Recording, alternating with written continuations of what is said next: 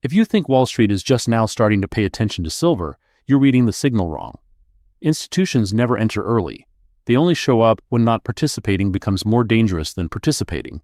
So when banks and large funds are suddenly forced to touch a market they ignored for decades, it's never about opportunity.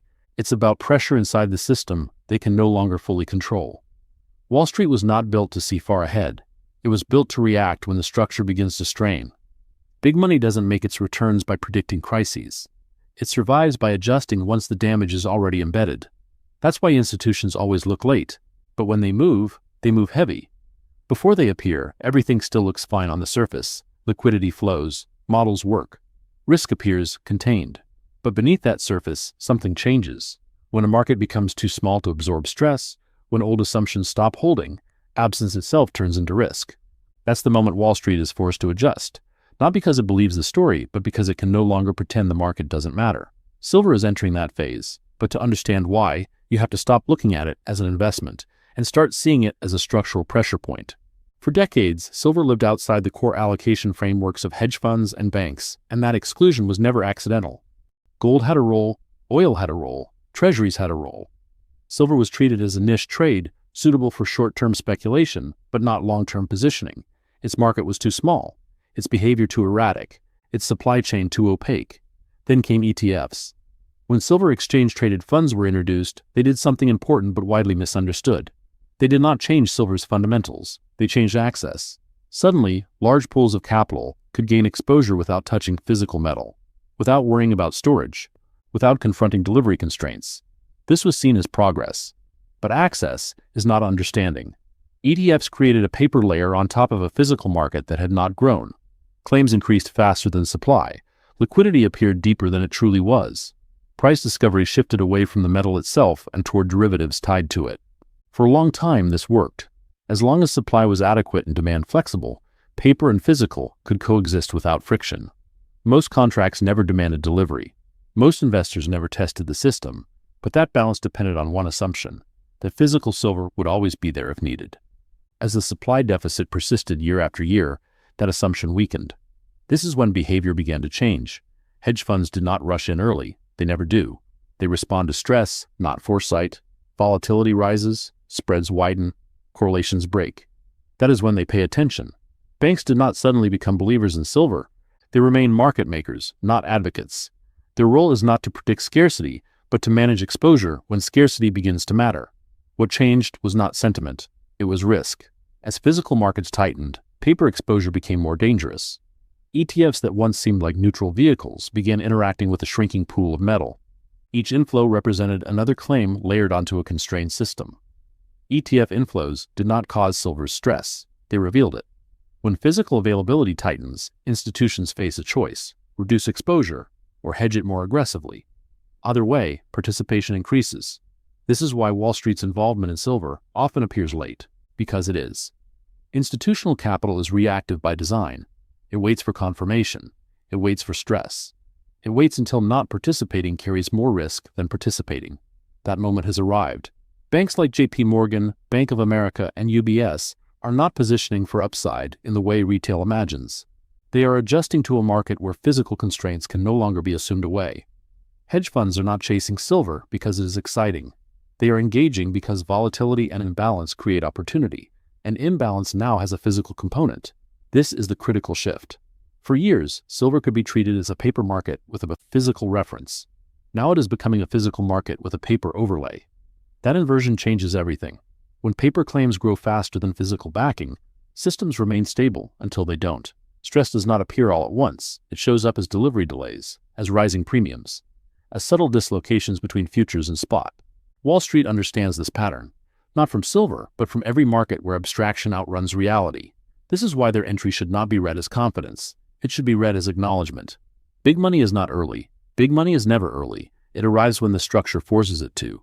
And when Wall Street is forced to pay attention to a market it once dismissed, it is rarely because opportunity suddenly appeared. It is because ignoring it is no longer safe. This is not institutional adoption. It is forced recognition. And forced recognition always comes after the underlying shift has already occurred. Once that recognition sets in, the behavior of big money changes in subtle but important ways. Positions become shorter term. Hedging activity increases. Exposure is spread across instruments rather than concentrated in conviction. This is not how institutions behave when they believe in a long-term story. It is how they behave when they sense structural risk. Silver is now being treated less like an asset to own and more like a variable to manage. That distinction matters. When Wall Street believes in a theme, it promotes it. It packages it. It builds narratives around it. When Wall Street feels exposed to a theme, it stays quiet and adjusts behind the scenes. Silver has entered the second category. ETF flows are often cited as proof of institutional enthusiasm. But flows are not intent. They are a response to demand elsewhere in the system. When physical markets tighten, paper markets must absorb pressure. ETFs become conduits, not drivers. This is why ETF inflows tend to rise after supply deficits are already entrenched. They reflect the system scrambling to redistribute limited metal across more claims. From the outside, it looks like interest. From the inside, it feels like risk management. Hedge funds understand this.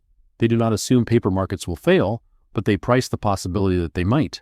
Volatility becomes valuable. Dislocation becomes tradable. Banks understand it even more clearly. They sit at the center of the plumbing. They see where metal is moving, where it is not, and how thin buffers have become. Their participation is less about direction and more about defense.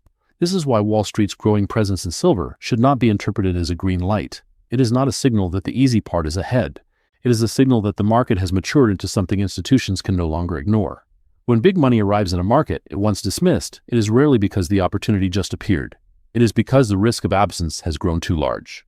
Silver did not change to attract Wall Street. The system changed in a way that made silver unavoidable. And when markets reach that stage, the story stops being about who is buying. It becomes about who needs to. At that point, the question is no longer whether Wall Street believes in silver. The question is whether the system can function without acknowledging it. For years, paper markets were able to expand because physical reality was forgiving. Inventories were sufficient. Delivery was assumed. Most contracts were settled financially, not physically. The structure held because it was never truly tested. What is happening now is a test. Not a dramatic one, not a sudden one, but a persistent one. Each year of supply deficit reduces flexibility. Each drawdown tightens tolerance. Each new claim layered onto the system increases sensitivity. This is when abstraction becomes dangerous. Paper markets depend on confidence that the underlying asset can be delivered if required. That confidence does not need to be exercised often. It only needs to be credible. As physical silver becomes harder to source at scale, credibility erodes quietly. Not enough to break the system, enough to change behavior. Banks shorten horizons, funds reduce assumptions. Exposure becomes tactical rather than strategic. This is why silver feels different from past cycles. It is no longer being ignored, but it is not being embraced either. It is being treated as a variable that can disrupt balance sheets if mishandled. That is not bullish sentiment, that is institutional caution. Wall Street's relationship with silver has always been uneasy. The market is too small to dominate, too physical to abstract completely, too volatile to control. Those characteristics did not change. What changed is that they no longer disqualify silver, they define it. In a system increasingly strained by physical limits, assets that expose those limits become important, whether institutions like them or not. Silver is doing exactly that. ETF flows, hedge fund activity, and bank involvement are not signs of a conviction. They are signs of adaptation. The system adjusting to a reality it can no longer smooth over. This is why big money often appears late, because it is not designed to anticipate structural shifts. It is designed to survive them. When Wall Street moves into silver, it is not chasing upside. It is managing exposure to a market that has become structurally relevant.